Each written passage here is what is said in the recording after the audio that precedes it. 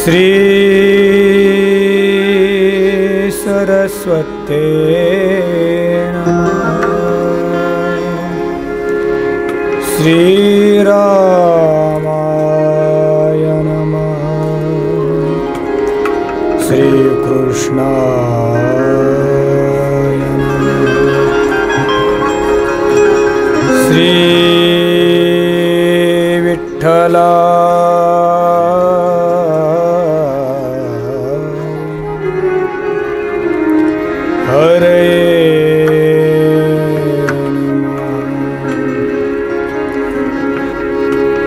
सजयति सिन्दुर्वदनो देवो यत्पादपङ्कजस्मरणं वासरमणिरेव तमसां राशिं नाशयति विघ्नानां। या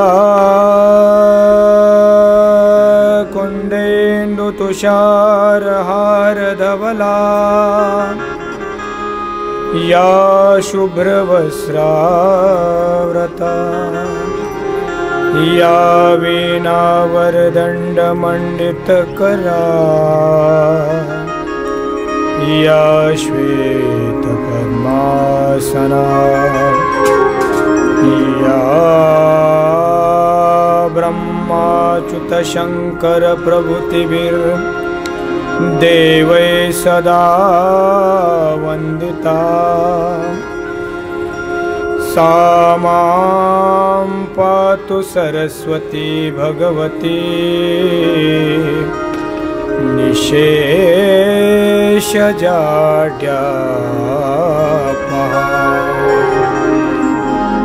सच्चिदानन्दरूपाय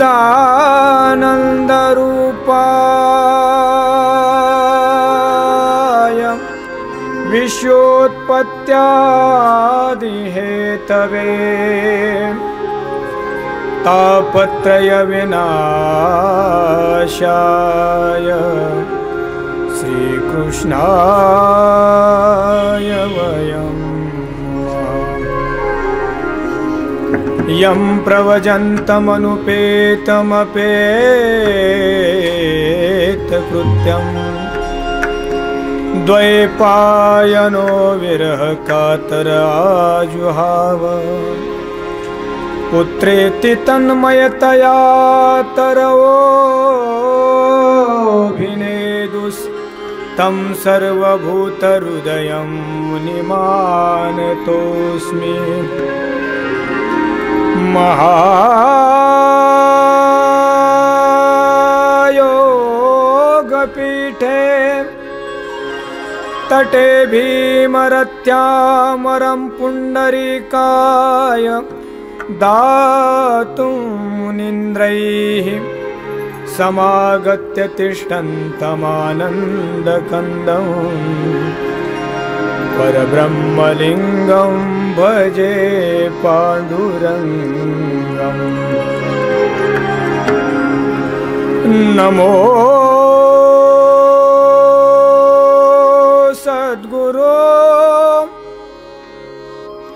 तुकया ज्ञानदीपा।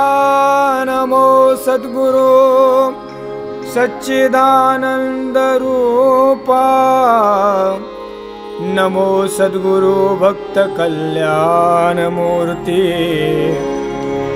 नमो सद्गुरो भास्करा पूर्णकीर्ति। शरण शरण एकनाथा चरणी माथा ठेविला। नका पाहू गुण दोष झालो दास पायांचा।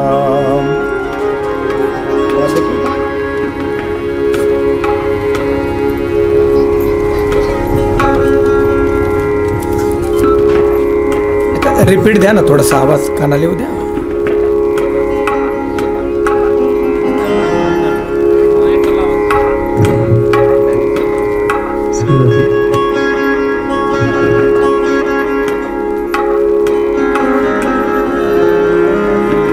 मॉनिटर मध्ये टाका ना, म्हणजे कळेल ना आपल्याला आवाज. टाका मॉनिटर मध्ये.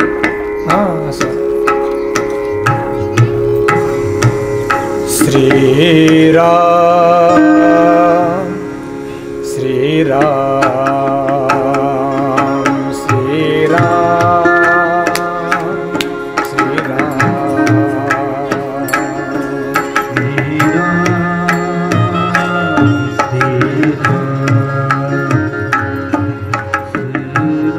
रूपक वाजाचं रूपक रूपक हा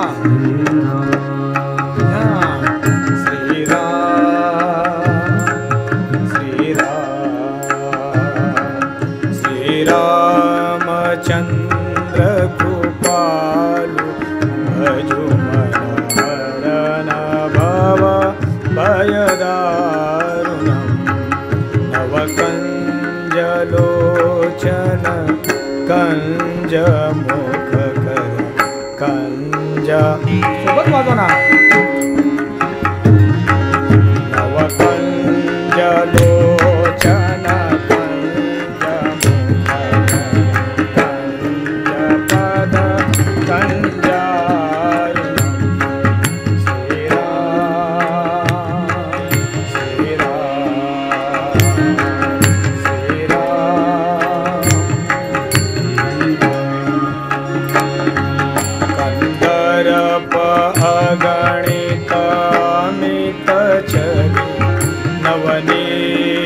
नीरज सुंदरं पटपीतमान उतडित रुचि शुचि नौमि जनक सुतावलं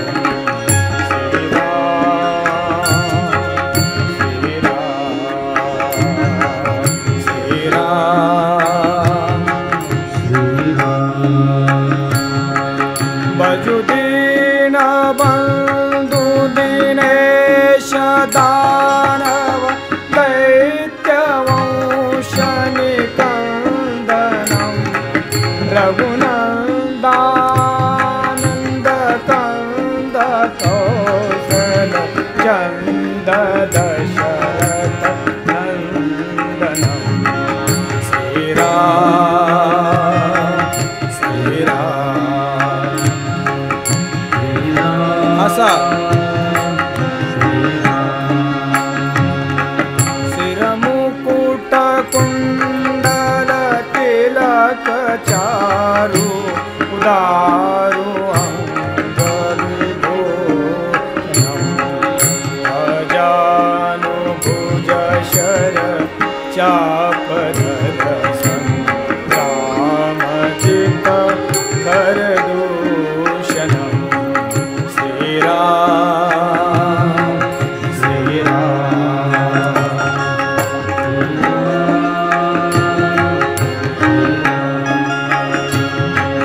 यति वदति तुलसीदास शंकर शेष मुनि मन रंजनम मम हृदय कंज निवास गुरु कामादि श्री रामचंद्र श्री रामचंद्र कृपालु हरण भव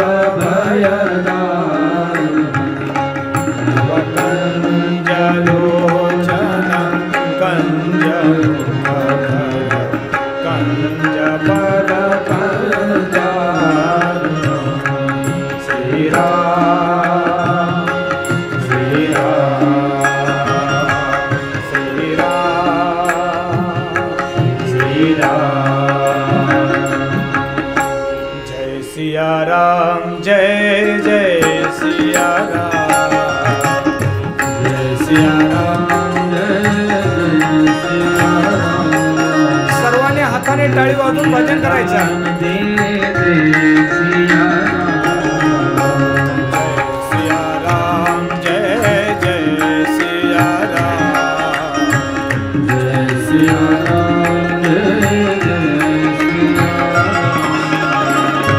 जय सिया राम जय जय सिया राम सिया राम जय जय सिया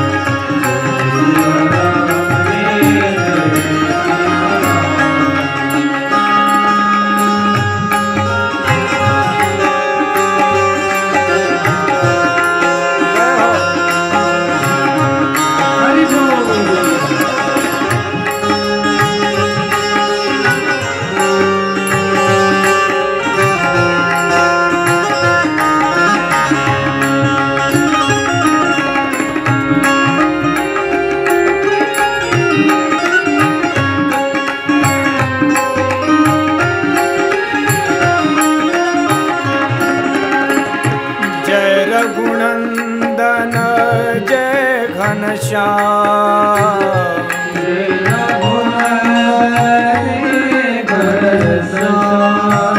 रघुपति राघव राजा राम रघुपति राघव राजा जय रघुनंदन जय सीताराम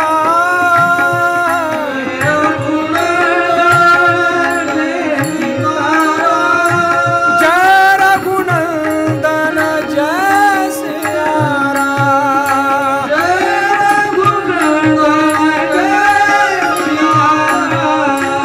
जय सियाराम जय जय सियाराम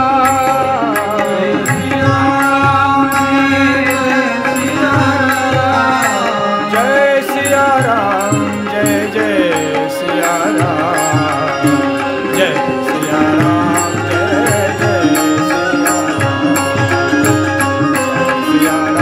जय जय सियाराम जय जय जय सियाराम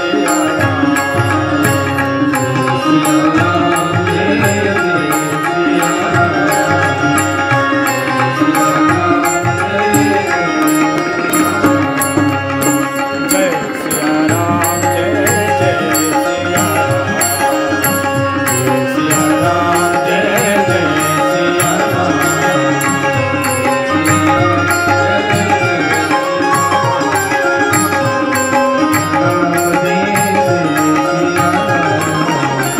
सियाराम जय जय सियाराम जय सियाराम जय जय सियाराम जय सियाराम जय जय सियाराम जय सियाराम जय जय सियाराम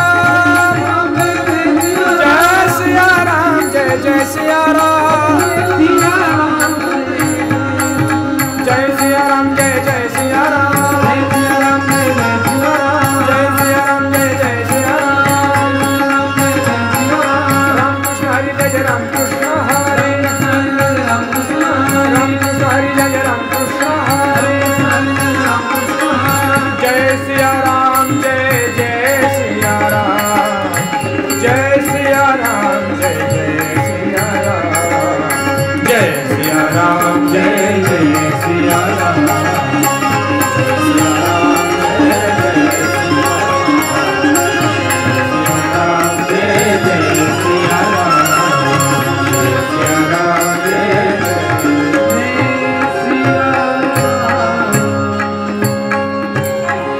प्रभु रामचंद्र भगवान की पवन सुत हनुमान की भागवत महापुराण की गिरजा माता की सब संतन की जय जय श्री राधे जय जय श्री राधे जय जय श्री राधे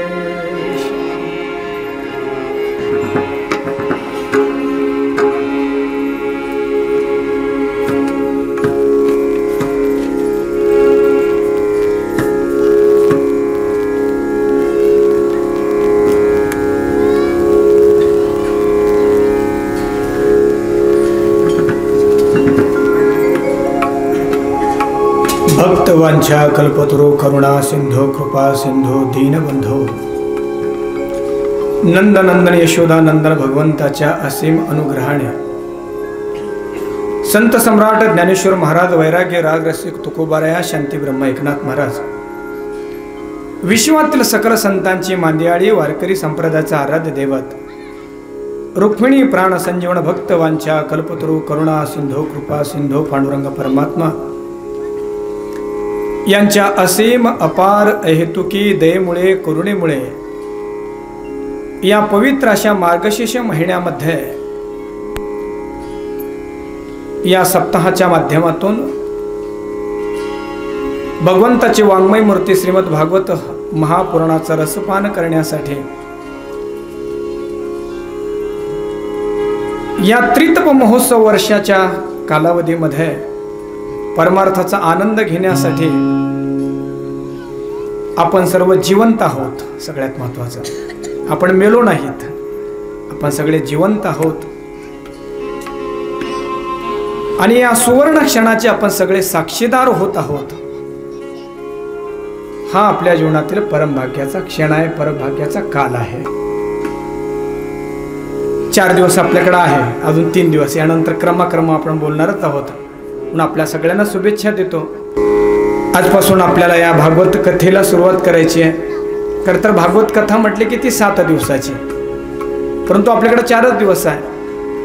आणि म्हणून आपण असं केलं की 4 दिवसानंतर जी कथा सुरू होते भागवतामध्ये, म्हणजे 3 दिवसानंतर 4 दिवस, 4थ्या दिवशी भगवंताचा जन्म होतो आणि त्या जन्मानंतर 4 दिवस नंतर समारोपाची कथा. तर आपण भागवतामध्ये 4थ्या दिवसापासून जी कथा सुरू होते तिथून सुरुवात करणार आहोत. आणि आज कृष्ण जन्म करायचे आपल्याला.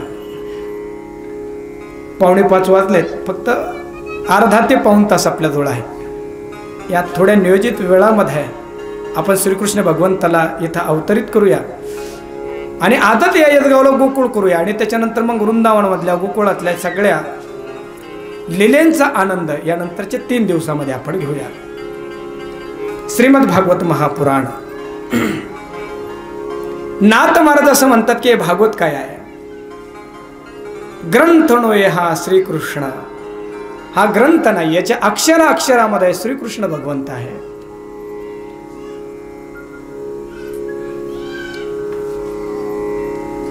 म्हणून या ग्रंथाला भगवंताची वाङ्मय मूर्ती म्हणतात. वाङ्मय मूर्ती म्हणजे भगवंताचं शरीरच हे भागवत आहे. आणि म्हणून प्रत्येक स्कंदाला एका एका अवयाची उपमा दिलेली आहे. तसा हा दशम स्कंद जो आहे तो भगवंताचं हृदय आहे. आणि असा विचार केला की त्या हृदयामधले जे पंचप्राण आहे ते रास पंचाध्यायी आहे. म्हणून आता या 4 दिवसाच्या चिंतनामध्ये आपल्याला भगवंताच्या हृदयामध्ये स्थान मिळवायचं आहे, किंबहुना त्या हृदयाला आपल्या हृदयामध्ये घ्यायचं आहे आणि ते हृदय आणि हे हृदय एक करायचं आहे, अशी ही कथा आहे. या दशमस्कंदाला सुरुवात करण्याच्या अगोदर त्याची भूमिका 2 मिनिटांमध्येच आपण बघूया, म्हणजे कथेची संगती आपल्याला लागेल. भागवताची सुरुवात नेमकी कशी झाली आहे?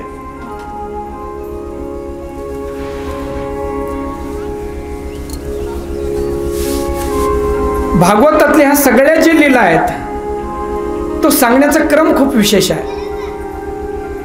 अगोदर शेवट सांगितलाय आणि त्याच्यानंतर परत सुरुवात केली आहे.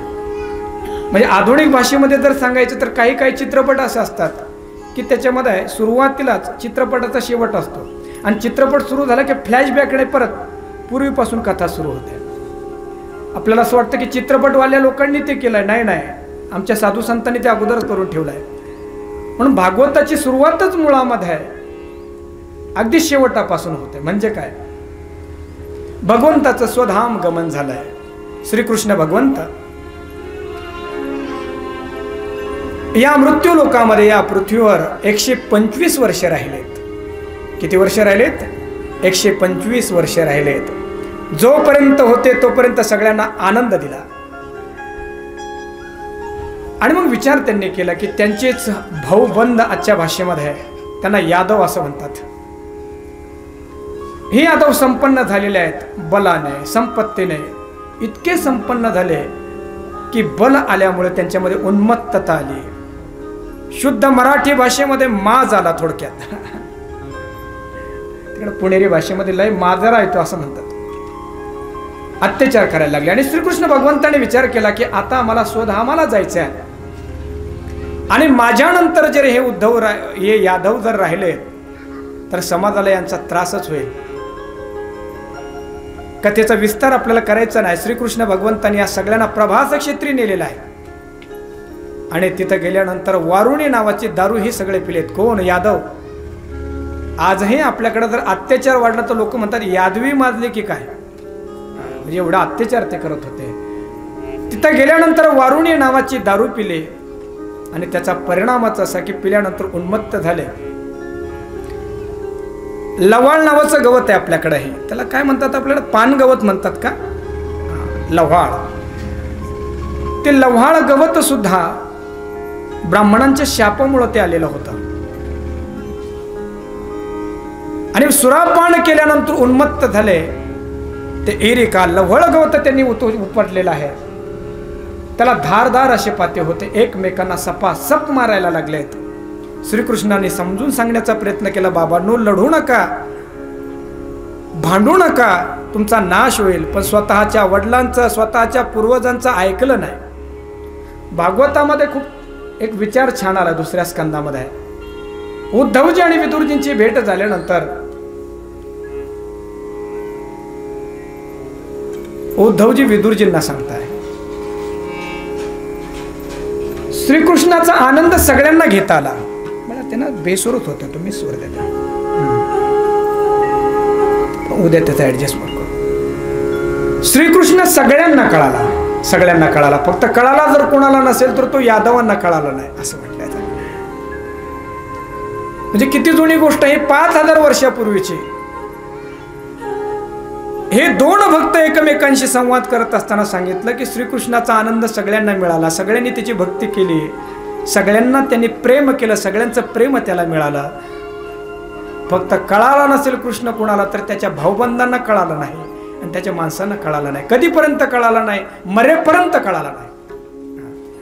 आणि त्याचा परिणाम असा झाला की भगवंताचं काय बिघडलं नाही, हे सगळे एकमेकांना मारून मेलेत. भगवंताने सुद्धा आसन लावलं आणि आपली इहलोकातली लीला संपवली. अर्जुनाला सांगितलं होतं, अर्जुना आता काहीच वेळामध्ये ही द्वारका नगरी बुडणार आहे, म्हणून या द्वारकेतल्या काही ज्या स्त्रिया आहेत ह्या तो हस्तिनापुराला घेऊन जा. अर्जुन निघालेला आहे. या सिंध प्रांतामध्ये आला, म्हणजे पंजाब हरियाणा या प्रांतामध्ये आल्यानंतर काय भिल्लाने अर्जुनाला अडवलं. एवढा पराक्रमी धनुर्धर आणि या भिल्लाने याला अडवल्यानंतर अर्जुनाला हरवलं त्यांनी. अर्जुन विचार असं करतो की अरे मला अनेकांना मी पराजित केलं, शंकराला मी पराजित केलं, आता या छोट्या छोट्या भिल्लांनी मला हरवलं. अर्जुनाच्या लक्षात आलं की आतापर्यंत आपली शक्ती जी आपण स्वतःची मानत होतो ती आपली नव्हती, ते श्रीकृष्ण भगवंताची होती. त्या अर्जुनाच्या बाबतीमध्ये तसं नाही, ते आपल्या सगळ्यांचंच आहे. आम्हीही जीवन जगत असताना म्हणत असतो की माझ्यासारखा मोठा नाही, याला तर पाहून घेईल, याला तर श्रीकृष्ण भगवंत म्हणतात तू कोणालाच पाहून घेत नाही.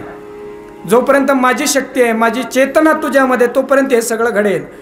मी माझी कृपा काढून घेतली, माझी चेतना काढून घेतली तर तुला डोळ्याची पापणी सुद्धा हलवता येणार नाही.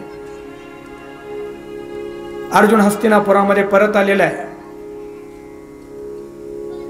धर्मराज युधिष्ठिरांना भगवंताच्या स्वधाम गमनाची वार्ता कळाल्यानंतर आपला नातू परीक्षित, रिपीट द्या ना भाऊ, याला रिपीट द्या ना.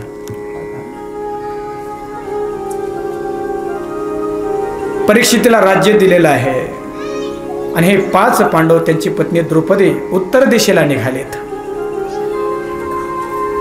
यांनी सुद्धा स्वर्गाला मार्गक्रमण केलेलं आहे आणि त्याच्यानंतर परीक्षिती राज्य करायला लागला.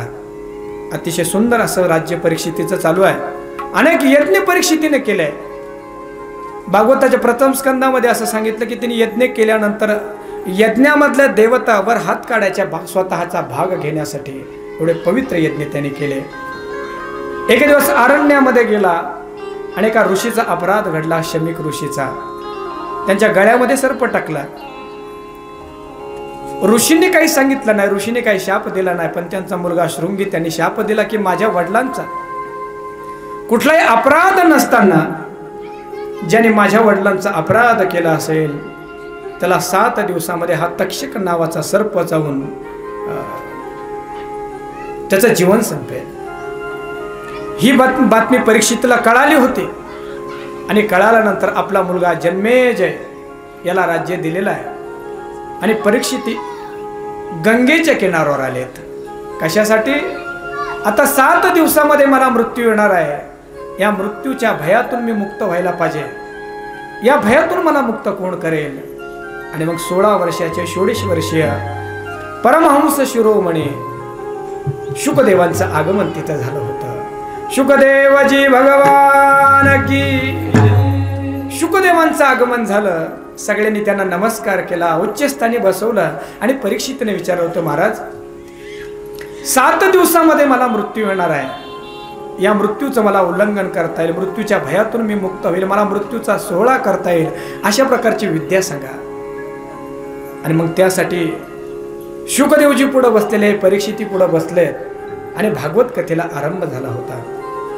त्यामध्ये मग प्रथम स्कंद, त्यामध्ये भगवंताचं विराट रूपाचं वर्णन असेल. चतुश्लोकी भागवताचं वर्णन असेल, भागवताच्या 10 लक्षणांचा विचार असेल. द्वितीय स्कंदामध्ये ब्रह्मदेवाने ही सृष्टी निर्माण करत असताना मनु आणि शत्रुपाश आणि यांच्यापासून आहुती, देवहूती, प्रसूती 3 कन्या, प्रियव्रत आणि उत्तांपा 2 मुलं आणि त्याच्यापासून या सृष्टीचा विस्तार सुरू झालेला आहे. कपिल भगवंत आणि देवहूती माता यांच्या संबंधातून सांख्य तत्वज्ञानाचा विचार तृतीय स्कंदामध्ये सांगितला होता. चतुर्थ स्कंदामध्ये शंकर भगवंताचं सुंदर असं चरित्र, ध्रुवजींना 6च वर्षामध्ये भगवंताचं दर्शन, वेणाचा अत्याचार आणि पृथु भगवंताचं सुंदर असं राज्य, प्राचीन बर्येचा झालेला मोक्ष हा विचार चतुर्थ स्कंदामध्ये सांगितला. पंचम स्कंदामध्ये प्रियव्रतांचं चरित्र सांगितलं, जडभरतांचं चरित्र सांगितलं. षष्टम स्कंदामध्ये नामाचा महिमा सांगितला, त्यासाठी अजामिलाचं उपाख्यान सांगितलं, वृत्रासुरांची कथा सांगितली आहे. सप्तम स्कंदामध्ये राक्षस कुलामध्ये जन्माला आलेले प्रल्हादजी, त्यांच्यासाठी भगवंताने नृसिंहांचा अवतार कसा घेतलाय हाही विचार सांगितला.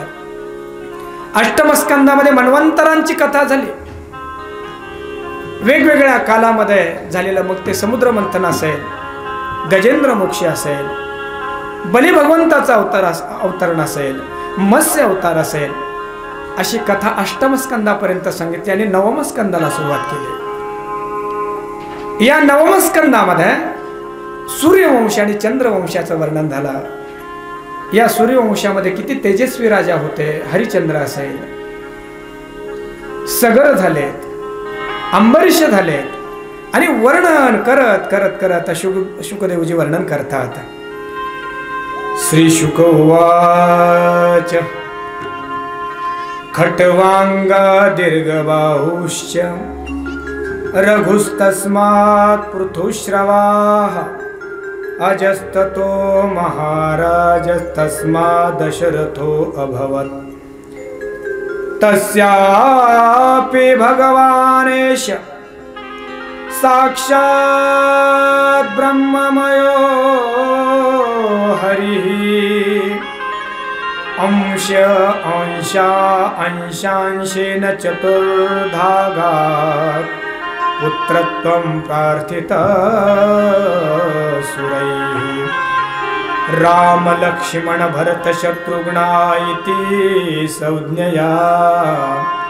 परीक्षित खट्वांग राजापासून दीर्घबाहूपासून रघुपासून अज पासून दशरथ आणि दशरथापासून मर्यादा पुरुषोत्तम रामचंद्र प्रभूचा अवतरण झालाय.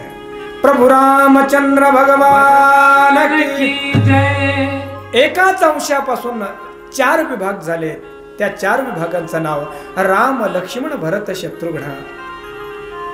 श्रीरामचंद्र प्रभूंचं चरित्र एका श्लोकामध्ये सांगितलंय. गुरुवर्थे त्यक्त राज्यो व्यचरदनुवनं पद्मपदभ्यां प्रियायाः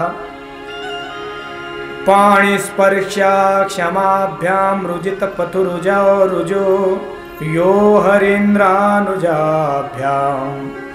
वैरूप्यात् चुर्पनख्या प्रिय विरह रुषारोपित भुर्विजृम्भः त्रस्ताब्धिर्बद्ध सेतु खलदव दहन कौसलेंद्रोवतान्नः. आपल्या वडिलांच्या वचनासाठी रामचंद्र प्रभू 14 वर्षे वनामध्ये गेलेत, एका श्लोकामध्ये सांगितलं. वनामध्ये रामचंद्र प्रभूंचे चरण एवढे सुकुमार होते की फुलं सुद्धा त्यांना टोचावेत. हनुमानजीने संध्याकाळ झाल्यानंतर हनुमानजी आणि सीतेमातेनं श्रीरामांचे चरण दाबावेत. शूर्पणखेचे नाक आणि कान कापले होते. रावणाने सीतामातेचं अपहरण केलं, समुद्रावर सेतूचं बंधन केलं, रावणाचा वध केला. असे रामचंद्र प्रभू आमचं संरक्षण करो, अशा प्रकारची विनंती, अशा प्रकारची प्रार्थना शुकदेवजी करतात. रामचरित्र थोडंसं व्हायला पाहिजे. आपल्या सगळ्यांच्याच हृदयामध्ये राहणारे रामचंद्र प्रभू आता त्यांच्या स्वस्थानी बसलेत अयोध्येला. त्रेतायुगामध्ये त्यांचा सुरू झालेला वनवास कलियुगामध्ये सुद्धा संपला नव्हता. परंतु आपल्या भारत देशाचं भाग्य आहे की या भारत देशाचा अभिमान असलेले माननीय आपले पंतप्रधान याने मोठ्या प्रयत्नाने रामचंद्र प्रभूंना त्या अयोध्येमध्ये स्थापन केलेलं आहे। आणि मला असं वाटतं की आता वेळ झालाय, परंतु रामकथा सोडून जाता येत नाही मला पुढे।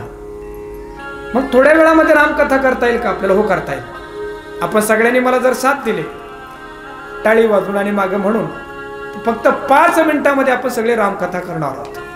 करायची का 5 मिनिटांमध्ये? आता फक्त मी रघुपती राघव राजा राम म्हणेल आणि आपण म्हणायचं पतित पावन सीताराम। सुरू करूया मध्यंतर।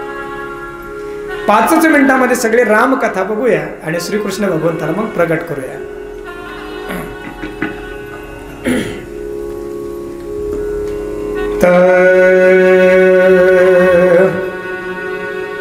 रघुपति राघव राजा राम, पतित पावन सीताराम।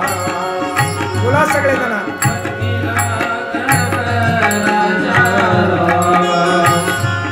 पतित पावन सीताराम, रघुपति राघव राजा राम।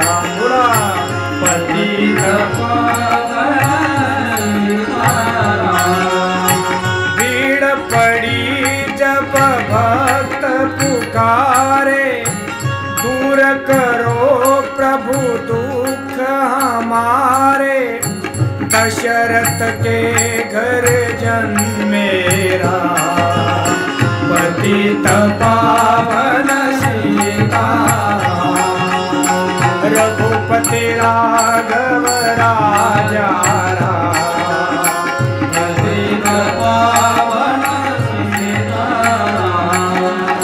या पृथ्वीवर असुरांचं साम्राज्य वाढलंय, पृथ्वी दुःखित झाली आहे आणि भगवंताला प्रार्थना केल्यानंतर दशरथाच्या घरामध्ये मर्यादा पुरुषोत्तम रामचंद्र प्रभूंचं प्रागट्य झालंय। हळूहळू रामचंद्र प्रभू व्हायला लागले, 16 वर्षांचे झाले आणि मग जंगलामध्ये अरण्यामध्ये मारीच सुभाऊ ताडका यांनी ऋषींचे यज्ञ बंद पाडले म्हणून राम आणि लक्ष्मणांना नेण्यासाठी विश्वामित्र आले होते।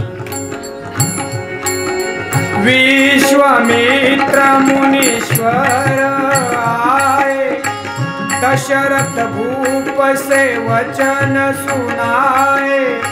संग में भेजे लक्ष्मण राम, पतित पावन सीताराम।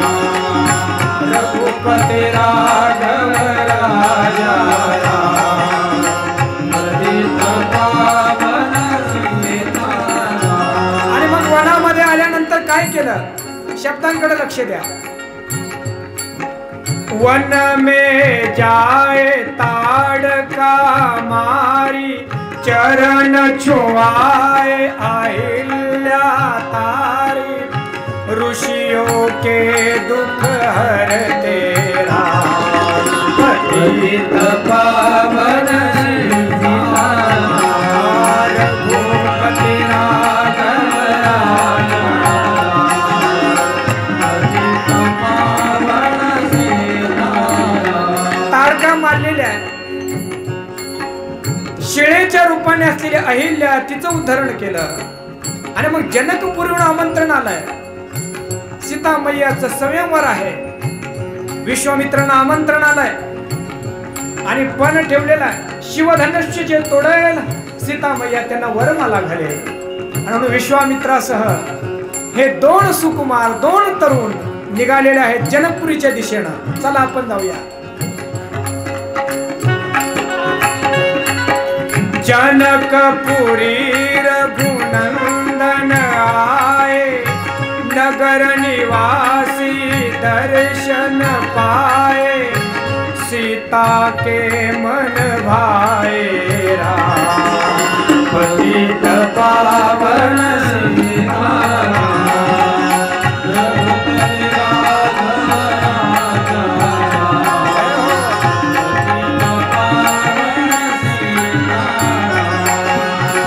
रघुनंदन ने धनुष चढ़ाया, सब प्रगटाया सीताने वर पायो राम पतित पावन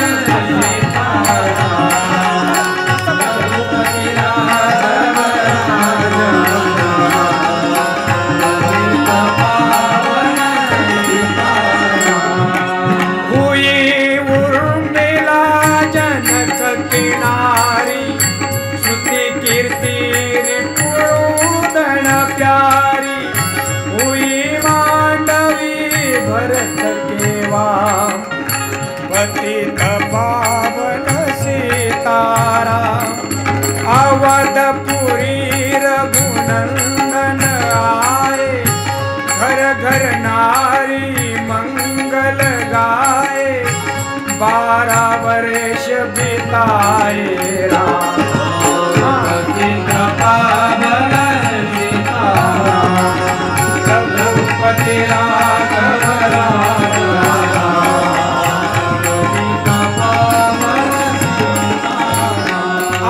नववधूसह हे 4ही राजकुमार अयोध्येला परत आले. 12 वर्षापर्यंत गुण गोविंदाने राहिले, पण त्या मंथरेला सहन झालं नाही. आणि मग काय केलं त्या मंथरेनं? कवी वर्णन करतोय. कुटील मंथराने बहिकाई कैकईने यह बात सुनाई दे दो मेरे दो वरदान पावन सीताराम रघुपति राघव राजा पावन सीताराम. कैकईने 2 वरदानाने रामांना 14 वर्षीय वनवास आणि इतका दूरचा वनवास की त्यांची बातमी सुद्धा परत येऊ नये. आणि मग राम प्रभू सुकुमार सीतामय्या आणि लक्ष्मण निघालेले आहे. पण दंडकारण्यामध्ये गेल्यानंतर पहिला भेटला तो गुहक. त्याने सांगितलं, प्रभू तुमचे चरण धुवायचेत मला. केवट कहे चरण धुलवाओ पीछे नौका में चढ़ जाओ पत्थर की कर दी नारी पतित पावन सीताराम रघुपति राघव राजा पतित पावन सीताराम.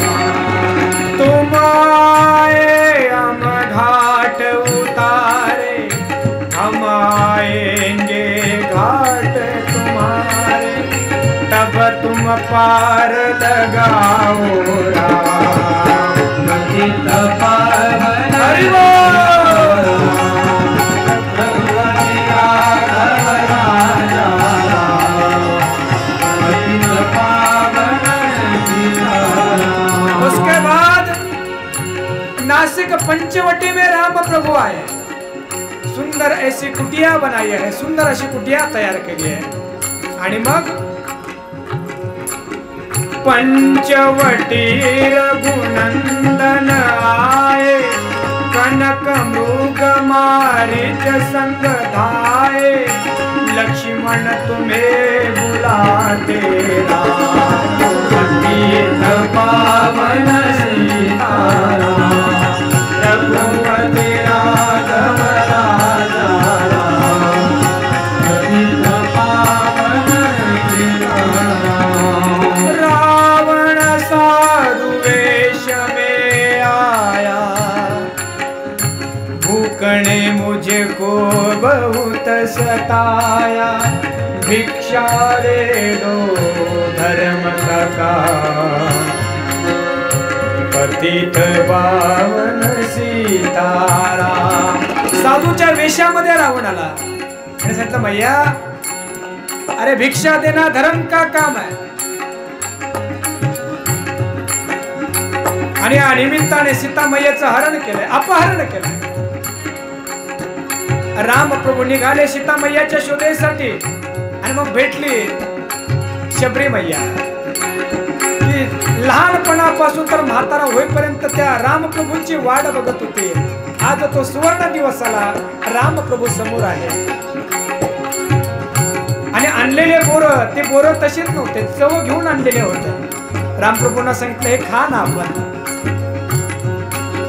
चख चख कर फल शबरी लाई, प्रेम सहित पाए रघुपाई, ऐसे मीठे नहीं है पतित पावन सिया राम, रघुपति राघव पतित पावन सिया राम. किष्किंधेमध्ये रामप्रभू आले आणि मग भेट झाली हनुमानजी की. विप्ररूप धरि हनुमत आए, चरण कमल में शीश नवाए, कंधे पे बैठाए राम. सुग्रीव से करी मिलाई, अपनी सारी कथा सुनाई, बाली पहुँचाया निज धाम.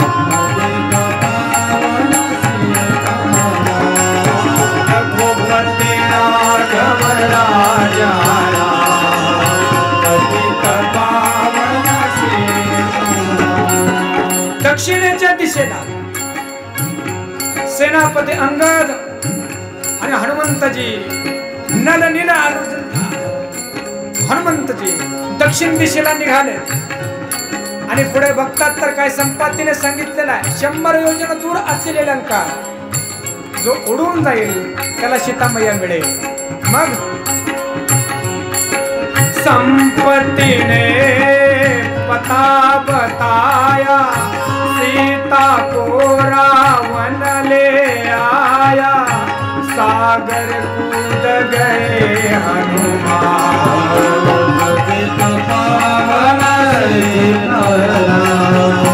रघुपति राघव राजा राम, पतित पावन सीताराम.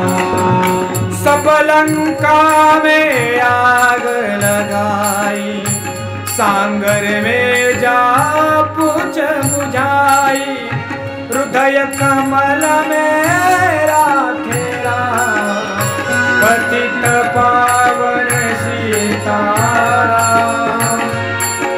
सेतु कपिनल नील बनावे, राम राम लिख शिला तरावे, लंका पहुँचे राजा राम, पतित पावन सीताराम.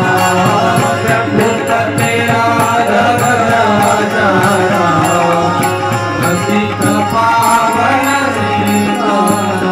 लंकेमध्ये रामप्रभू आलेले, घनघोर असं युद्ध सुरू झालं.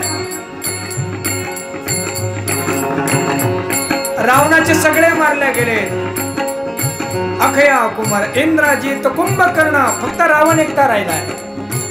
आता रावण युद्धासाठी निघालेला आहे. रावण का व्रत खंडित कीना, परम धाम पहुँचाई दीना, वानर बोले जय सिया राम, पतित पावन सीताराम. रघुपति राघव राजा राम, पतित पावन सीताराम. अवधपुरी में रघुनंदन आए, मंदिर मंदिर मंगल छाए, माताओं ने किया प्रणाम, पतित पावन सीताराम. रघुपति राघव राजा राम, पतित पावन सीताराम. जय रघुनंदन जय गणनाथ, पतित पावन सीताराम. रघुपति राघव राजा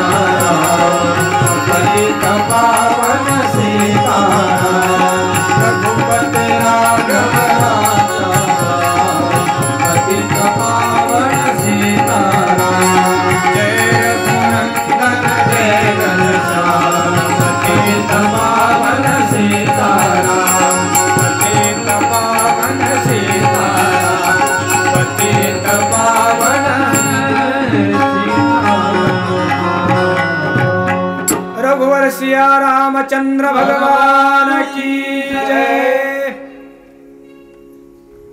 बागेश्री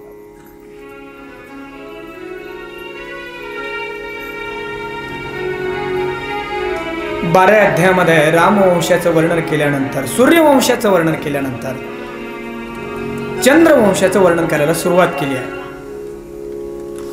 या चंद्रवंशाचा मूळ पुरुष ब्रह्मदेव, ब्रह्मदेवापासून अत्रि, आता दत्त जयंती झाली। अत्रि भगवंताने अनुसया यांच्या माध्यमातून 3 जण आलेत। ते एक रूप समजा दत्तात्रय भगवंत, किंवा 3 रूप समजा। त्यामध्ये चंद्रमा, दत्तात्रय भगवंत आणि शंकर। त्यामध्ये चंद्रवंश पुढे चालला। चंद्रापासून बुध आहे, बुधापासून पुरुरवा, आणि याच वंशामध्ये पुढे नहुष नावाचा राजा झाला। आणि या नहुष्याचे जे मुलं होते त्या मुलांचं वर्णन केलं आहे।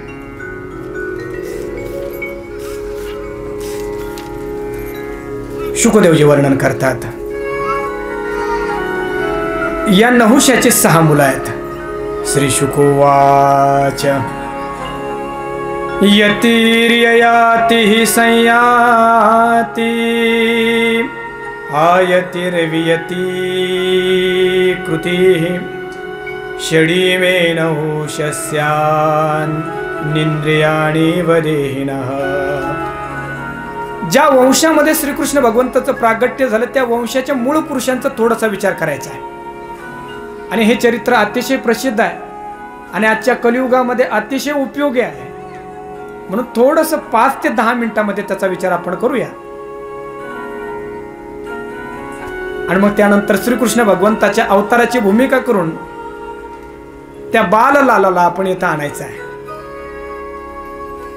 6 मुलं आहेत। त्यामध्ये यती, ययाती, संयाती, आयाती आणि वियाती। त्यामध्ये सगळ्यात मोठा मुलगा जो आहे त्याचं नाव ययाती। खूप गोड कथा आहे बरं का बापू। या चंद्रवंशामध्ये सगळे जे राजे झालेत ना हे थोडेसे रजोगुणी होते। रजोगुणी होते याचा अर्थ कांता आणि कामिनी याच्या बाबतीमध्ये जरा ढिल्ले होते। नहुष्याच्या बाबतीमध्ये सुद्धा असं सांगितलं की यांनी 100 अश्वमेध यज्ञ केलेत आणि इंद्रपद प्राप्त करून घ्यायचं तर फक्त इंद्रपदच नाही तर इंद्राची पत्नी जी शची आहे ती शची मला बायको म्हणून मिळावी असा त्याने प्रयत्न केला। आणि मग रथच त्याने झोपला आणि स्वर्गाच्या दिशेने निघाला। एवढा कामासक्त झाला होता त्याला असं वाटतं की कधी मी त्या शचीला बघेल। म्हणून त्या रथाला घोडे झोपले नाही, त्याने ऋषी झोपलेत आणि हातामध्ये चाबूक घेऊन सपासप मारायला लागला ऋषींना। सर्प सर्प म्हणजे पुढे चला पुढे चला। इतर ऋषीने काय विचार केला नाही, परंतु दुर्वासा होते त्याने सांगितलं खूपच सर्प सर्प म्हणतोय का तू, चल तू सर्प होशील। आणि खरोखरच तो भुजंगत्वाला प्राप्त झाला। ज्ञानेश्वर महाराजांनी ज्ञानेश्वरीमध्ये अगदी दृष्टांताच्या रूपाने हा प्रसंग आला। नहुष नहुष स्वर्गाधिपती झाला। नहुष स्वर्गाधिपती झाला, राटी माझी भांबावला। तो भुजंगत्व पावला नेनसी काही। तो भुजंगत्वाला प्राप्त झाला होता कामासक्तीमुळे आणि त्याचा मुलगा ययाती। त्यांनी ययातीला सांगितलं बाळा आता तो तरुण झालाय आणि मला असं वाटतं की हे राज्य तू सांभाळावं। पण इथं वर्णन असं केलंय की ययातीने सांगितलं बाबा मला राजकारणामध्ये पडू नका। भागवत लिहितंय बरं का असं, राजकारणामध्ये गेलेला मनुष्य ज्याच्या जीवनामध्ये कपट नीती आली तो मनुष्य कधी पारमार्थिक होऊ शकत नाही। भागवत लिहितंय असं, राज्यम नेच्छदयति पित्रा दत्तम तत् परिणामवीत यत्र प्रविष्टः पुरुष आत्मानं नावबुध्यते। बाबा राजकारण करायचं म्हटलं की त्याला खूप नीती आखावं लागते, कूटनीती करावं लागते, अनेक प्रकारच्या योजना आखाव्या लागतात। आणि व्यवहाराच्या बाबतीमध्ये जे माणसं कायमत योजना आखतात ना अशी माणसं आयुष्यात कधीच पारमार्थिक होऊ शकत नाही. म्हणून परमार्थ करण्यासाठी शुद्ध अंतःकरण असावं लागतं. मनामध्ये कुठल्या योजना ठेवून जमत नाही, कुठला कपट ठेवून जमत नाही. आणि जे पण माणसं कपटाच्या मार्गाने गेले ती पारमार्थिक कधीच झाली ना, आनंदही मिळाला नाही. मी येते म्हणताय बाबा आम्हाला नको ते राजकारण, कारण त्याच्यामध्ये मनुष्याचं अंतःकरण मरून जातं. मनुष्य इतका खोटा बनत होतो की हळूहळू तो स्वतःलाही खोटं बोलायला लागतो. म्हणून मला नको ते. परंतु हा नहुष याला शाप लागला आणि त्याच्यामुळे हा भुजंगत्वाला प्राप्त झाला आणि ययातीला इच्छा नसताना राज्य करावं लागलं. आणि या ययातीचा आणि देवयानीचा विवाह झाला. तेव्हा परीक्षितीने विचारलं की देवयानी ही ब्राह्मणाची मुलगी आहे, शुक्राचार्यांची मुलगी आहे, आणि ययाती ही क्षत्रिय आहे. या विवाहाला प्रतिलोम विवाह म्हणतात. आता ज्याला आपण इंग्लिशमध्ये इंटरकास्ट असं म्हणतो ना, आंतरजातीय विवाह. नवरा केला कसा, आणि त्याच्यासाठी सुंदर असे कथानक शुकदेवजी सांगतात.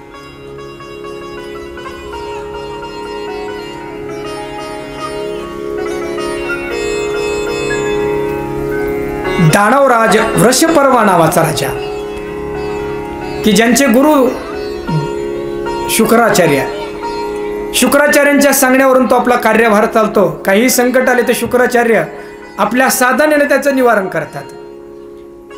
शुक्राचार्यांच्या मुलीचं नाव आहे देवयानी, आणि या वृषपर्वाच्या मुलीचं नाव आहे शर्मिष्ठा. हे दोन्ही नाव ध्यानात ठेवा. एक राजकन्या आहे आणि एक गुरुची मुलगी आहे. एक दिवस आपल्या हजारो मैत्रिणीसह राजवाड्याच्या जवळच सुंदर असा बगीचा होता. त्या बगीच्याचं सुंदर वर्णन केलं. कसे तिथं फुलं फुललेले होते, भुंगे कसे गुंजारव करत होते, सगळीकडे कसा सुगंध दरवळत होता, आणि जवळच तिथं पाण्याचं सरोवर होतं. ह्या सगळ्याच्या सगळ्या मुली गेल्या 16-17 वर्षाच्या, 15-16-17 वर्षाच्या असतील. तिथं गेल्यानंतर या सगळ्यांनी आपले वस्त्र बाजूला काढून ठेवले आणि त्या सरोवरामध्ये स्नान करायला लागले. तो काळ असा होता की शंकर पार्वती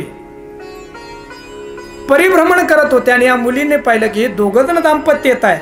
त्या शंकर भगवंताला आणि पार्वतीला पाहिल्यानंतर यांना असं वाटलं की आपल्याकडून अपराध घडून आहे, म्हणून हे सगळे जलाच्या वर आले आहेत. आणि तेवढ्यामध्ये असं झालं की देवयानीचे जे कपडे होते ते शर्मिष्ठीने घातले, जे गुरुपुत्रीचे कपडे राजकन्येने घातले, आणि राजकन्येचे कपडे कोणी घातले, देवयानीने घातलेत. आणि बघा ना, आता बरेच वेळेस आपल्याला वाटतं की आपणच भांडणं करतो स्त्रिया. नाही, तेव्हापासून करत होता त्या. आणि भांडणं करत असताना कुठल्या शिव्या देत होत्या, आपण ज्या देतो त्याच देत होत्या बरं का त्या. आपण कारण स्त्री म्हटलं की इथून तिथून सारखीच त्या. शर्मिष्ठाने जेव्हा आपले कपडे घातले, देवयानीने पाहिलं, आणि पाहिल्याबरोबर काय म्हटलेत, पहिली शिवी दिली कुत्री. आपल्याला काही वाईट वाटायचं कारण नाही, पूर्वीचे ऋषीमुनी पण देत होते बरं का ते. पहिली शिवी दिली, तू कुत्री आहेस. यज्ञामध्ये निघालेला हविष्यान्न पवित्र अन्न एखाद्या कुत्र्याने खावं, तद्वत अगं माझे पवित्र असे कपडे, आणि क्षत्रियाची तू मुलगी माझे कपडे धारण केलेस, लाज कशी वाटली नाही. आणि नुसतंच बोलणं सुरू झालं नाही हो. आता ही शर्मिष्ठा होती, ही शांत बसणार होती की राजाची होती. ही म्हटली मी कुत्री नाही, तू कुत्री आहेस. आता जरा वाटत असं आपल्यासारखं सुरू झालं, तू कुत्री आहेस म्हटले. आमच्या पैशावर आणि आमच्या अन्नधान्यावर जगणारे कुत्रे आहात तुम्ही. आमच्या राज्यामध्ये तुझा बाप काम करतोय ना, गुरु म्हणून असला तरी काय झालं, आमचं खायचं ना आमच्यावर उलटायचं.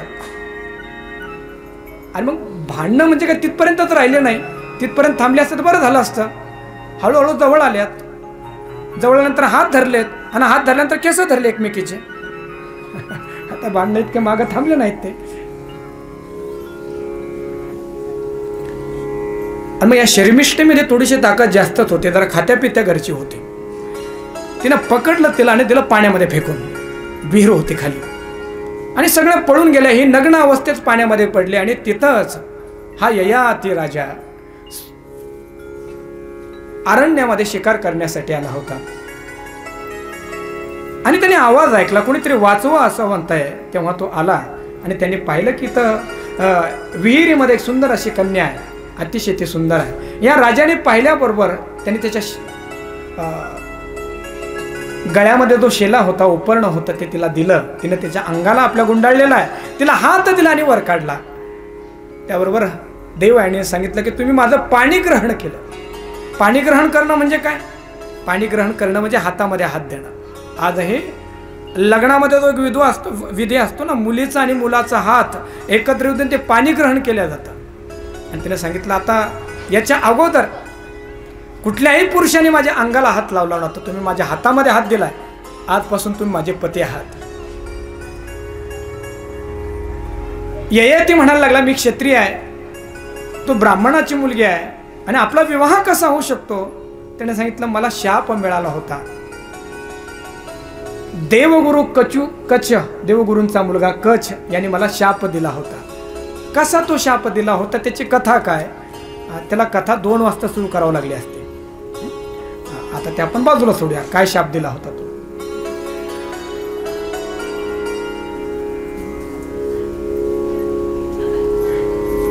आणि मग या देवयानीने सांगितलं की मी योग्य वेळी तुझं पाणी ग्रहण करण्यासाठी येईल, सगळं माझ्या राज्यातलं वराड घेऊन येईन, तू जा.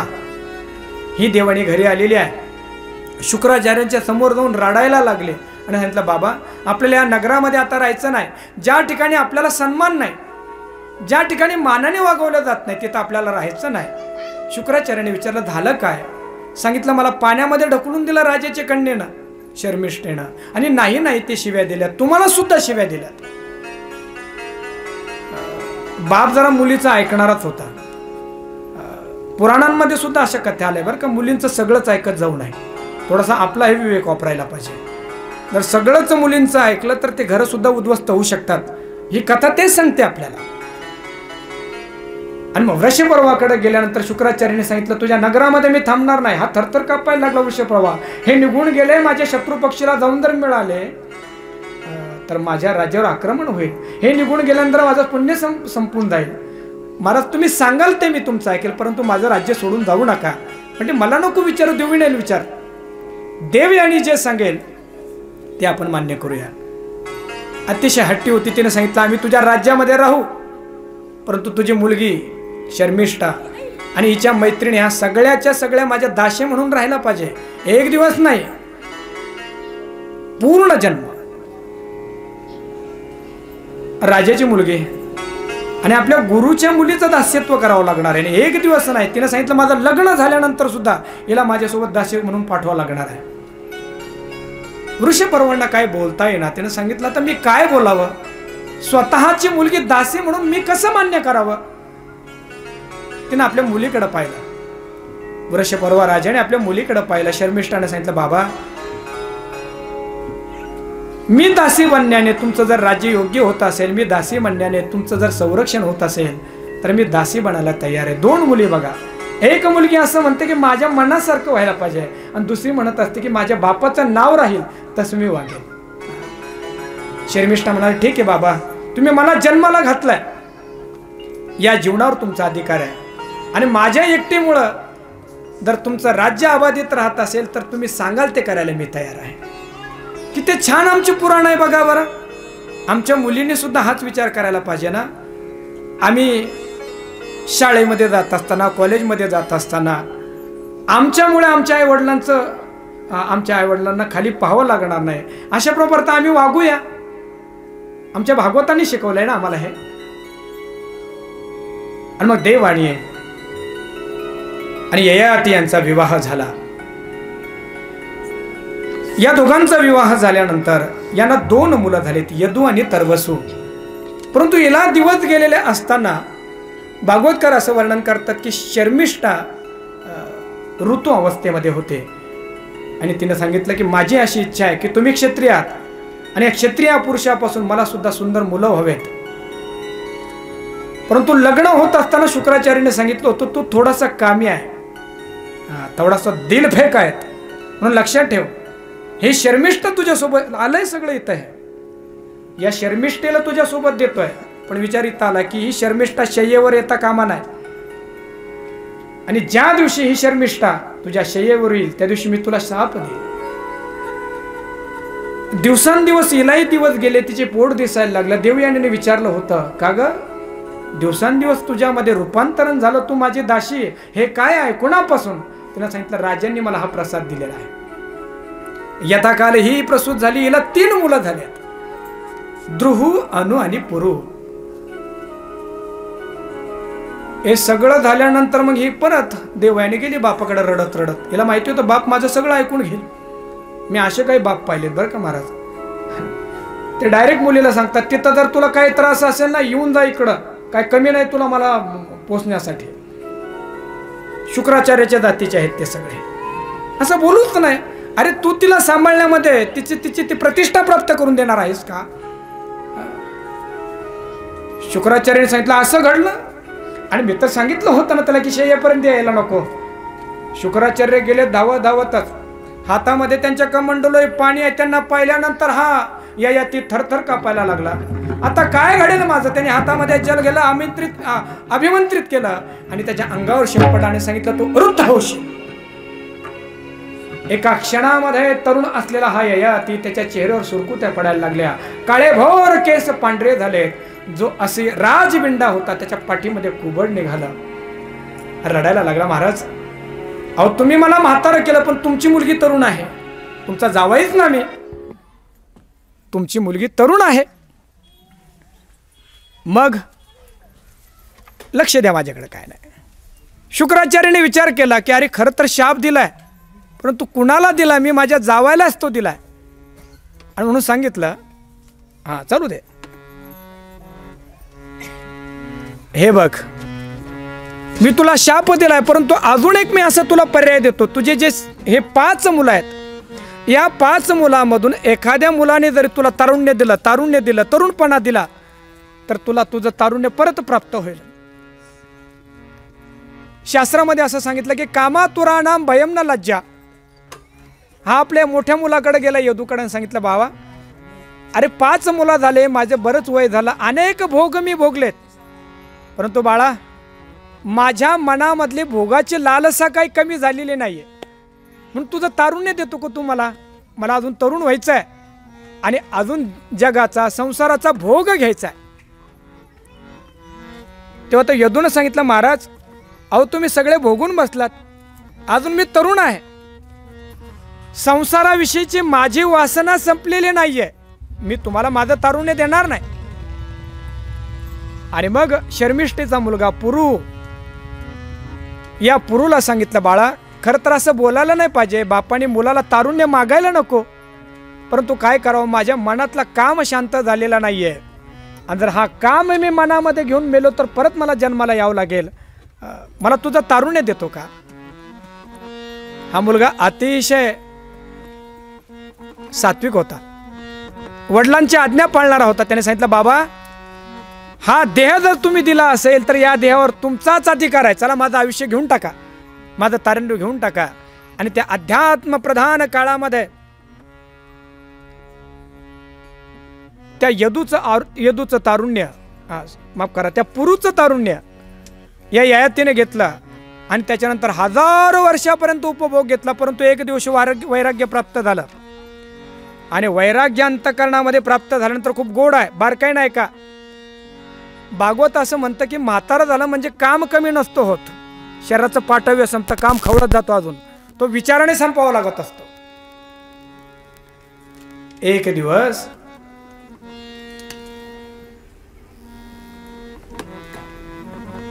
त्या देवयानी सोबत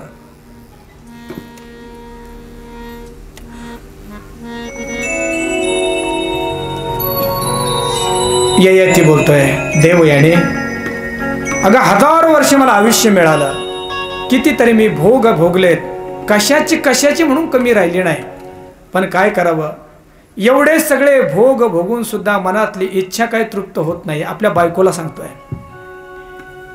आणि भागवतामध्ये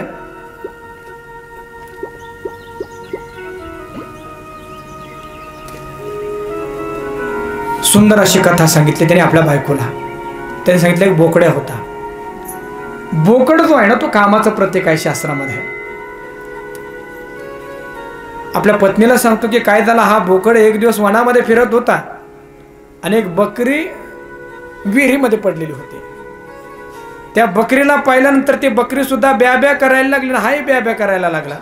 आता याला काय खाली जाता येईना म्हणून त्याने काय केलं, त्याने त्या विहिरीच्या बाजूलाच आपल्या शिंगाने माती उकरली. बरीच माणसं अशी असतात की त्यांना शिंग दिसत नाही पण ते माती उकरीत असतात कायमच. हो, असंच ब्याबा केलं होतं त्याने. मग ती माती उकरून उकरून उकरून उकरून त्या बकरीला बाहेर काढला. बाहेर आल्यानंतर एकमेकांनी त्या भागवतात वर्णन केलं, हा अतिशय राजबिंडा होता, दिसायला धष्टपुष्ट, याला दाढी होती. कुणाला? बोकड्याला. आणि मग बाहेर आल्यानंतर दोघांनी विवाह केला. परंतु अनेक ज्या बाकीच्या बकऱ्या होत्या तिथल्या, त्या सुद्धा याच्यावर मोहित झाल्या. हा याच्या पत्नीसोबत तर राहायचाच, परंतु त्या बकऱ्यांसोबत सुद्धा राहायला लागला. ही बकरी एका ब्राह्मणाची होती. या बकरीनं त्या ब्राह्मणाला जाऊन सांगितलं, अहो म्हटलंय, हा जो बोकड आहे ना, हा माझ्याकडं कमी नाही, त्याच इतर बकऱ्यांसोबतच जास्त राहतो. त्या ब्राह्मणाने त्याचा अंडकोश कापून टाकला असं लिहिलं त्याच्यामध्ये. आणि हा रडायला लागला. आता काय करावं, माझ्या मनामधली तर इच्छा संपलेली नाहीये.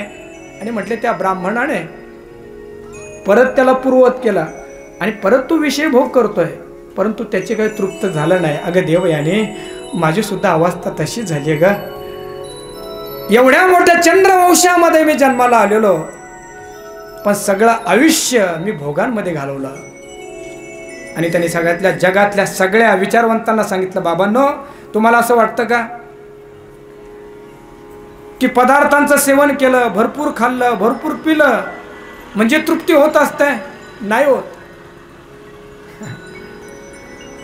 रोज संध्याकाळी मद्यालयाकडे जाणारे माणसं म्हणत असतात की आज शेवटची पिऊया, आणि सकाळ झाले की परत संध्याकाळचे वेद त्यांना लागतात. कधी तृप्ती येत नाही, कधी नाही. न जातु काम कामानाम उपभोगे न शाम्यति हविषा कृष्णवर्तमेव भूयैवाभिवर्धते. आहा, तो असं म्हणतो की अग्नीमध्ये किती तूप टाकलं म्हणजे अग्नी विझणार आहे. अग्नीमध्ये इंधन टाकलं, अग्नीमध्ये तूप टाकलं म्हणजे ते भडकतच जातो.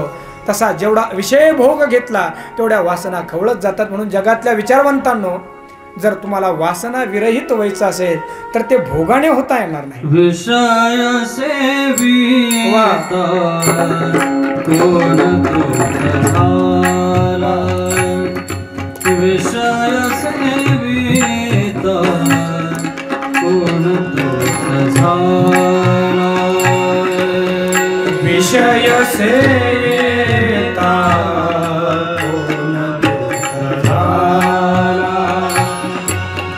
विषय सेविता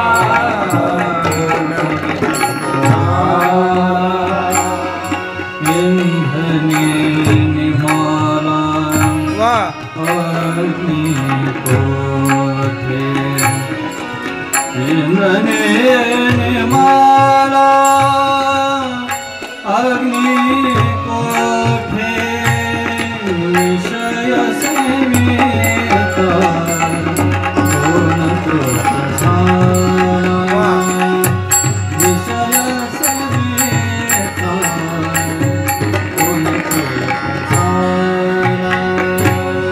विषय सेविता कोण झाला, विषय सेविता कोण झाला,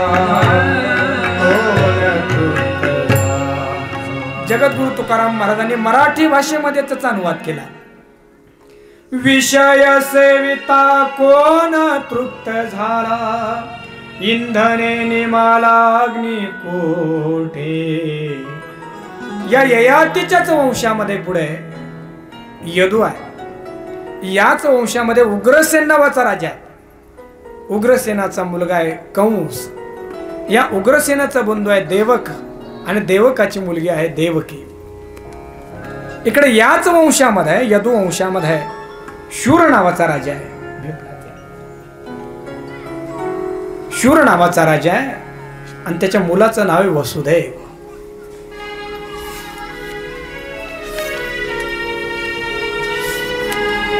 या नवम स्कंदामध्ये चंद्रवंश आणि सूर्यवंशाचं वर्णन केल्यानंतर श्रीकृष्ण भगवंत कसे अवतरित झाले त्याची कथा सांगितली. त्याची भूमिका खूप गोड आहे महाराज.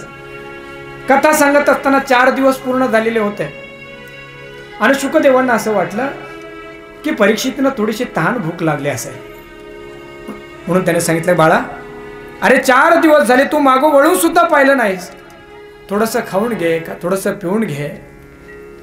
त्या परीक्षित सांगतात, महाराज अहो 4 दिवसापासून अव्याहतपणे तुमच्या मुखकमलातून जी अमृताची रसधार वाहते त्याच्यामुळे एवढा तृप्त झालो, मला काही प्या वाटत नाही, काही खा वाटत नाही. ही कथा अव्याहतपणे तुम्ही चालू ठेवा. आपण जर आता कथा बंद केली तर मी मरेल. आणि आता विस्ताराने माझ्या पूर्वजांचं संरक्षण ज्या श्रीकृष्ण भगवंताने केलं होतं त्या भगवंताच्या गोड लीला अशा सांगा. शुकदेवजी वर्णन करतात, द्वापार युगामध्ये या पृथ्वीवर अनेक राजे उन्मत्त झालेले आहेत. त्यामध्ये हा कंस राजा, याचे मित्र शल, तोशल, चाणूर, मुष्टिक या सगळ्यांच्या माध्यमातून या सगळ्या पृथ्वीवर त्याने आतंक पसरवलेला आहे. ऋषीमुनींचे यज्ञ बंद पाडलेत, सज्जनांच्या साधना बंद पडल्यात. आणि शुकदेवजी वर्णन करतात की भूमीला कुणाचा भार होत नाही, परंतु या दुष्टांचा भार होतो.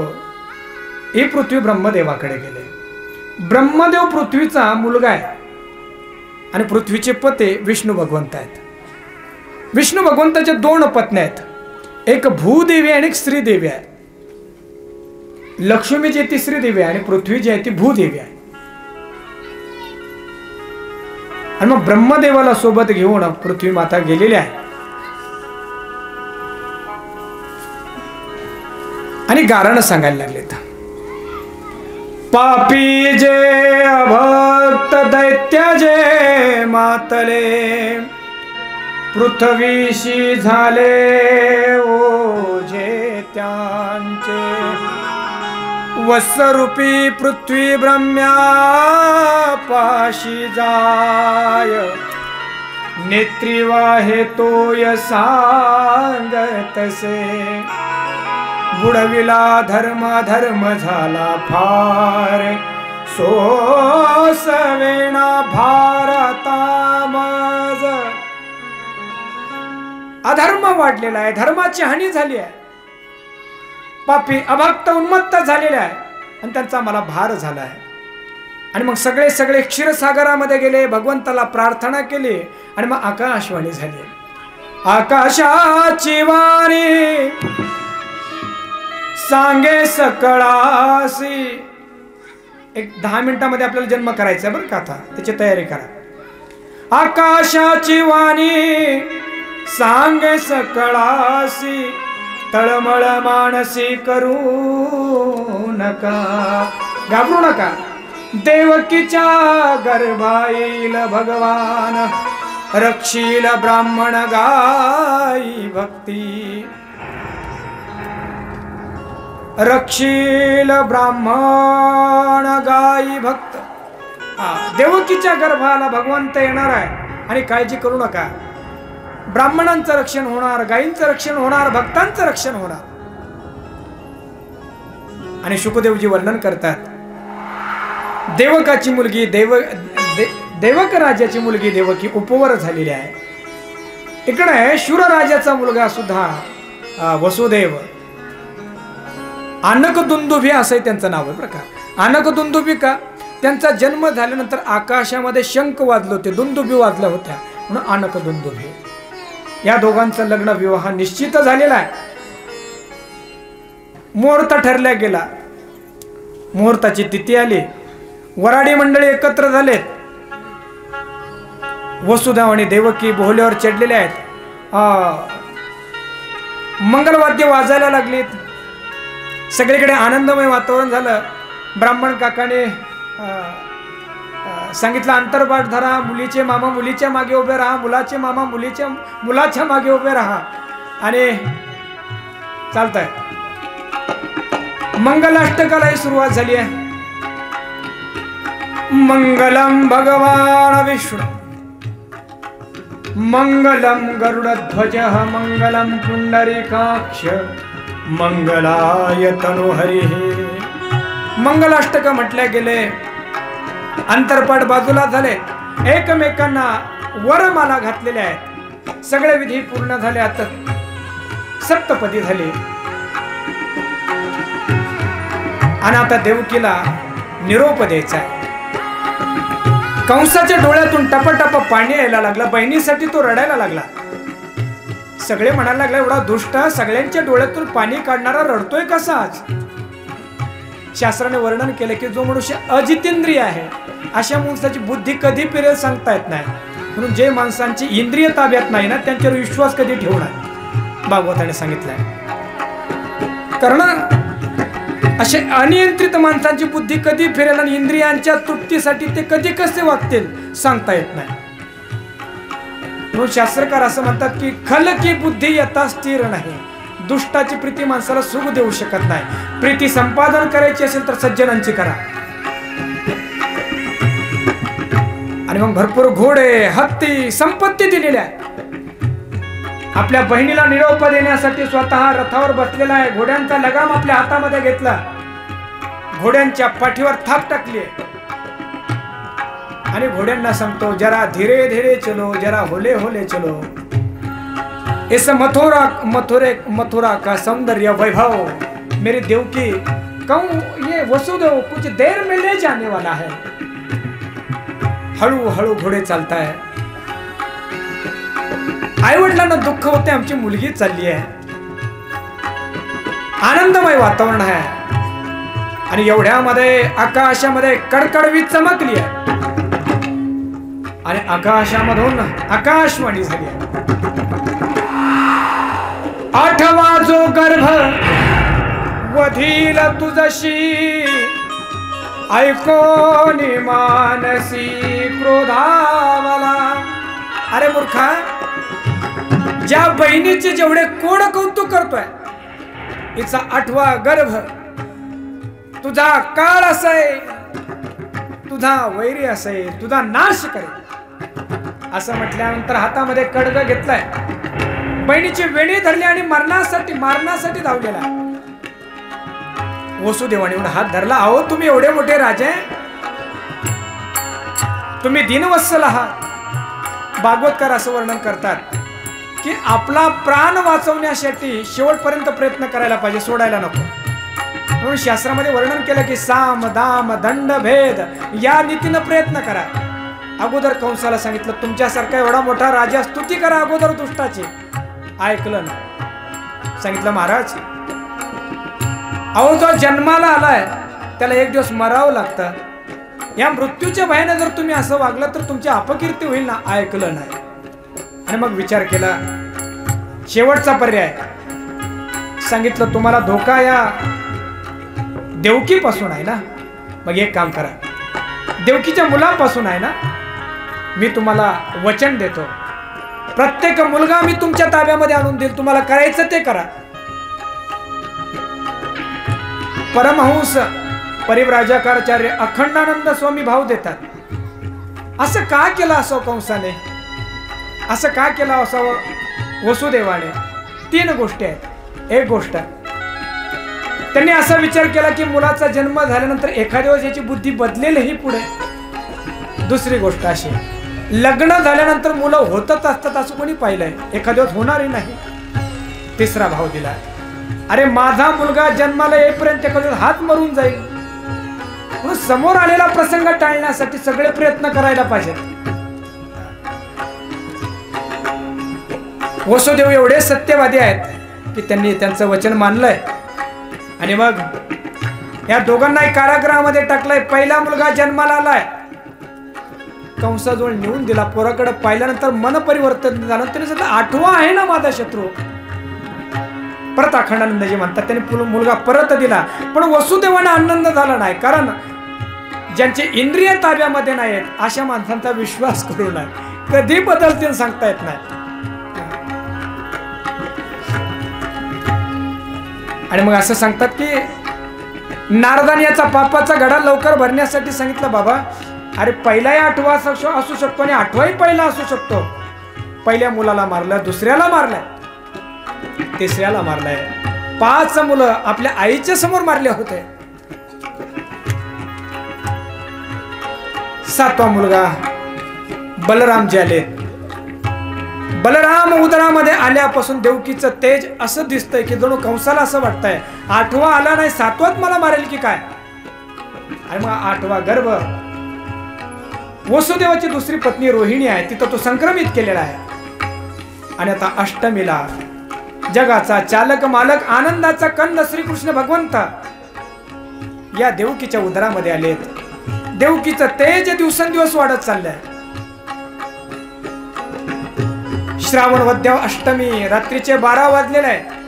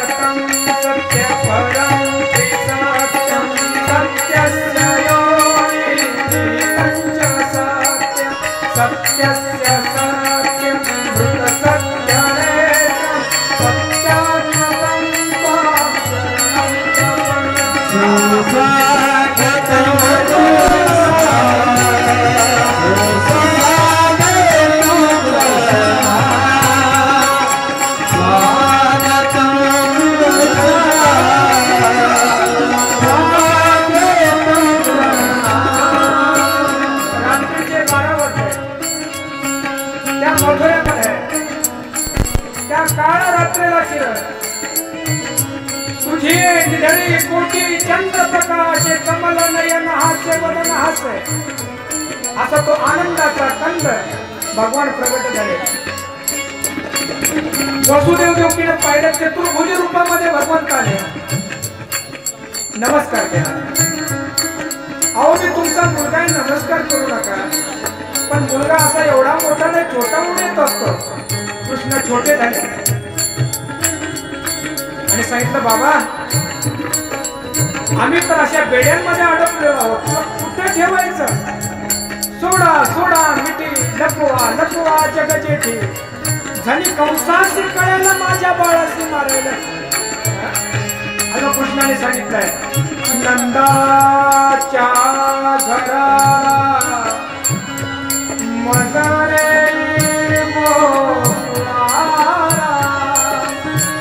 आणि मग त्या टोपलीमध्ये कृष्णाला घेतलेला आहे.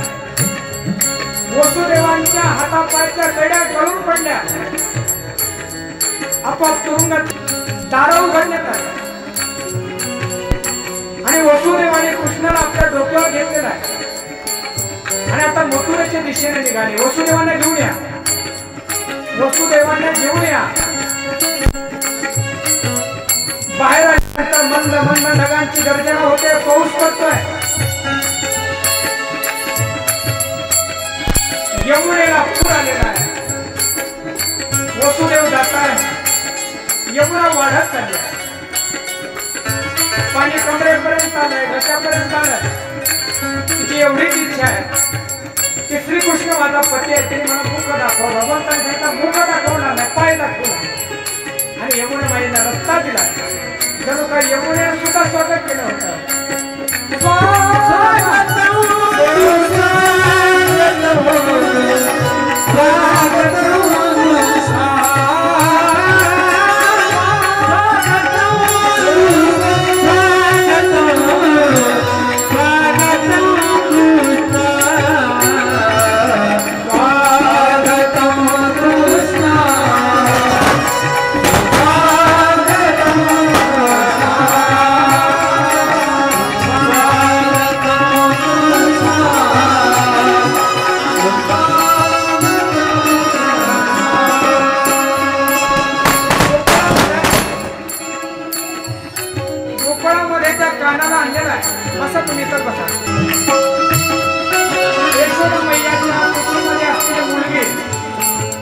नंदबाबाने घेतलेला आहे आणि आपल्या काळजाचा तुकडा कन्हैया हा गोकुळामध्ये ठेवलाय. नंदबाबा वसुदेव परत आले.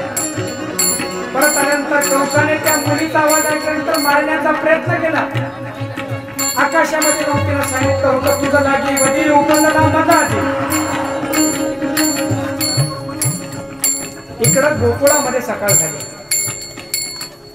गोकुळामध्ये सकाळ झाली आणि सकाळ झाल्यानंतर नंदबाबाची बहीण आहे सुनंदा. तिनं सुतिका ग्रहामध्ये जाऊन बघलं, पाहिलं. या कन्हैयाला आणा इकडं. यशोदा मैयाच्या पुढ्यामध्ये कुशीमध्ये, इकडून बघा, कुशीमध्ये आहे आनंदाचा कंद श्रीकृष्ण परमात्मा आलेला आहे. त्याचं नाव माहिती नाही. आणि मग तिने काशीची थाळी घेतली. सुनंदेला महालाच्या वर गेले आणि सगळ्यांना सांगायला लागले काय, नंद के आनंद भयो जय बोलो के आनंद भयो जय आनंद भयो जय कन्हैया लाल की.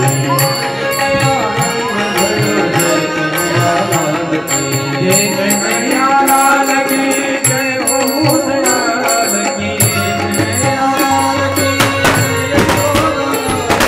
नंद के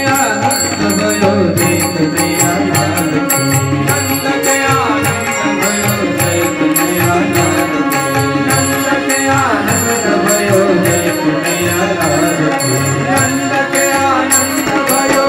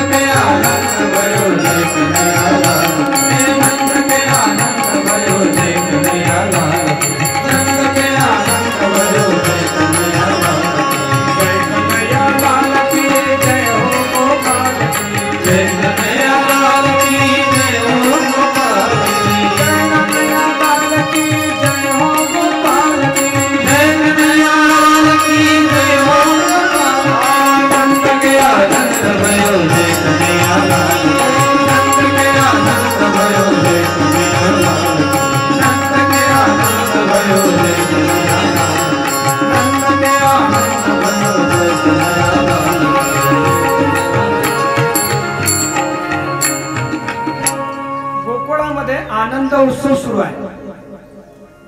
आता तिथं अनेक बधाई देण्यासाठी आल्यात. आता उद्या आनंद उत्सव आपण उद्या सुरू करणार आहोत, उद्या साजरा करणार आहोत नंदोत्सव. गोकुळामधल्या अनेक स्त्रिया शुभेच्छा देण्यासाठी आल्यात. हिंदीमध्ये त्याला बधाई असं म्हणतात. आता एक बधाई आपण गाऊया. वाटतं जनाबाईची बधाई पहिले गाऊया. याला द्या ना आवाज, आवाज करा ना. जनाबाईची बधाई एकदा. गवळण सांगते गवळणीला पुत्र झाला यशोदेला. एक धावी एक पुढे ताटी वाटी सुंट वडे वाण घेऊन या ताटी. नंदा घरी झाली दाटी सुईणीची गलबल झाली दासी जनी हेल घाली. दासी जनी हेल घाली. आता हिंदी मधले एक बधाई म्हणूया, त्याच्यानंतर आरती आणि आता कथेचा समारोप. नंदबाबाने बधाई देण्यासाठी जे जे आलेत त्यांच्यासाठी आपला सगळा खजाना मोकळा केला. आता आपल्याकडे खजाना काय नाही, पण चॉकलेट आहे ना. आणि नंदबाबांनी ते उधळले होते सगळ्यांवर, खैरात केली त्याची. आता कोणी घाई करायची नाही, ज्याच्यापर्यंत येईल त्याच्यापर्यंत प्रसाद येईल असतो. जागेवर आपण बसून घ्यायचं, एक बधाई गाऊया आणि त्याच्यानंतर मग आरती होईल आणि नंतर पुढचे कार्यक्रम. ब्रज में है रही जय जयकार, ब्रज में है रही जय जयकार. नंद घर लाला जायो ब्रज में है रही जय जयकार. नंद घर लाला जायो ब्रज में रही जय जयकार. नंद घर लाला जायो ब्रज में रही जय जयकार. नंद घर लाला जायो ब्रज में है रही जय जयकार. नंद घर लाला जायो ब्रज में है रही जय जयकार. नंद घर लाला जायो ब्रज में रही जय जयकार. नंद घर लाला जायो ब्रज में रही जय जयकार. नंद घर लाला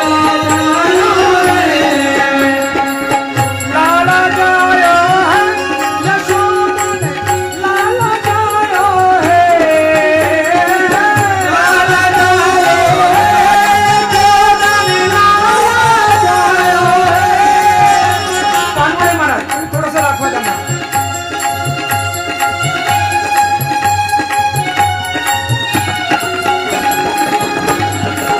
लाला जायो है यशोमन लाला जायो है.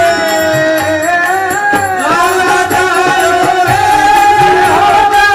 लाला जायो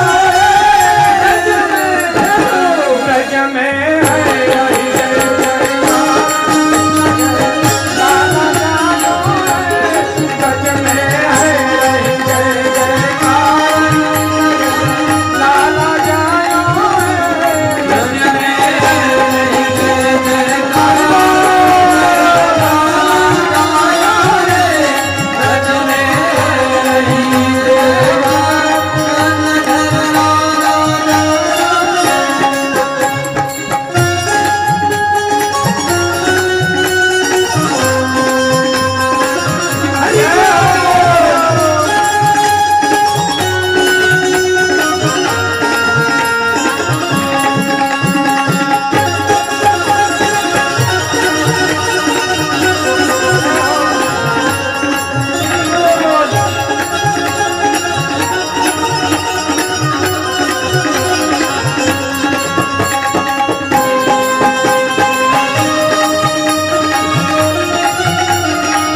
जय हो जय हो.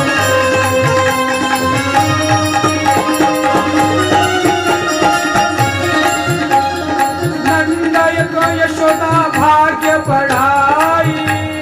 यशोदा